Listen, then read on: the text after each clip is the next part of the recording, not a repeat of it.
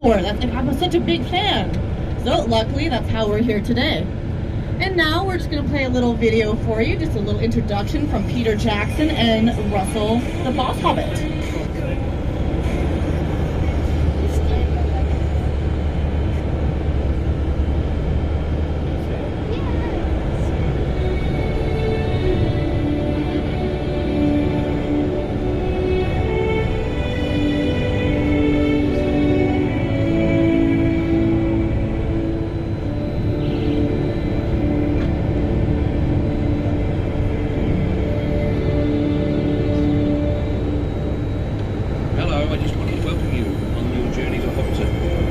I'm very, very pleased that you're able to take the time to go visit our set. It's great when you're making a movie, everything's so temporary. The film survives, but the sets and the costumes and the props that you make, they all just get thrown away. And so I'm delighted that Hobbiton has managed to survive, and I'm really pleased that you're taking the time to visit it, and I hope that you enjoy yourself.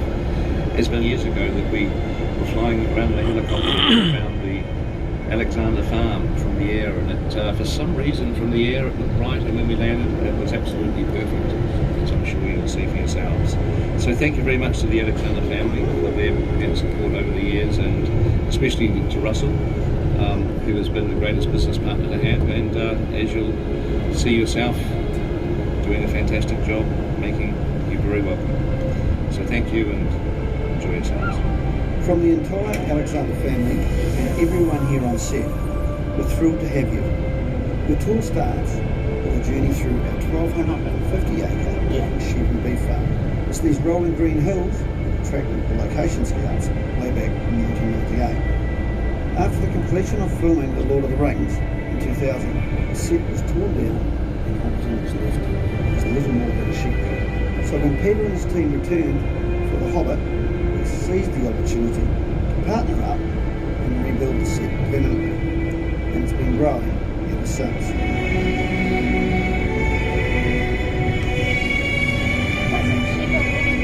It's been an incredible journey, one we're proud to share with you today. Enjoy.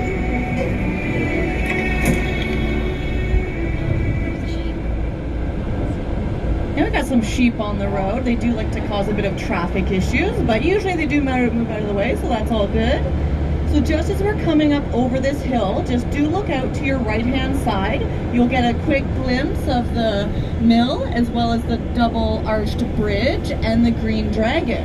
And so we will be going there a bit later, just in case this isn't close enough for you. We're going to be grabbing a drink there, so woohoo, drinks! You do get one complimentary. But after that, the tab is on you. I am sorry. My tab is a little high. So now as we go up this hill, we're just going to play another video for you. It's a little bit of a behind the scenes look, and I'm just going to be talking through a little bit of it, give you some information.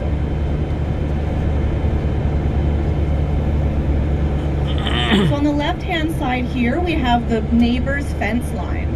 So they were very close to having a movie set on their farm, but not quite close enough. And they actually had to sign a contract to make sure that no one would be going on the back of their farm, so that they wouldn't be hopping the fence to get a peek over at what was happening over here.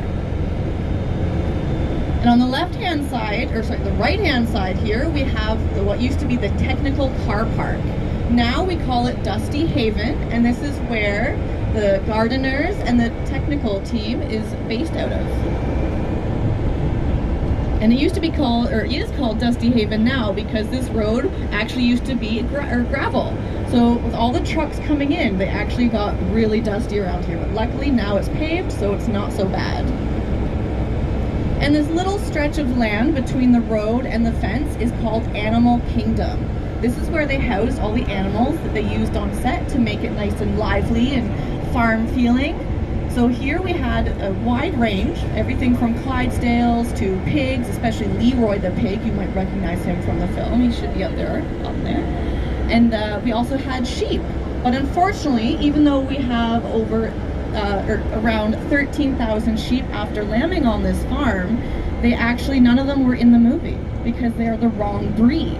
Although some people also like just to say that they were just bad actors. And then on this field on the left-hand side, I'm not very good at my rights and lefts today, is where we had base camp. So they had a very large marquee where they would feed about 500 people a day, 3 meals a day. Although I think the hobbits probably got their breakfast, second breakfast, luncheon, afternoon tea, and dinner and supper. So if they started out as skinny hobbits, they certainly did not end up that way. And just as we turn the corner here, on the left-hand side, you'll see a large cluster of pine trees. We first see this in the film The Fellowship of the Ring at the beginning. So the clip will be playing just ahead of you, and if you know the words, feel free to just follow along.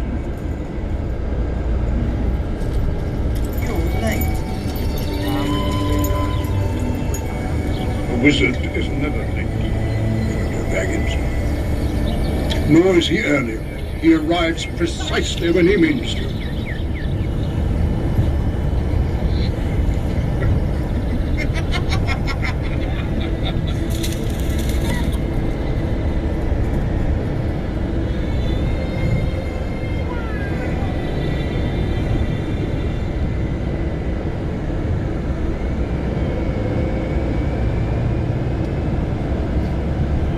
Okay, so we're just pulling up to the car park here. So just please make sure that you do grab all of your belongings, as this bus will be used while we're on tour as well. So just make sure you got your phones and your keys and everything in your pocket, because if something does fall out, there's a chance if we find it that it'll end up on eBay and you have to buy it back from us. So when we get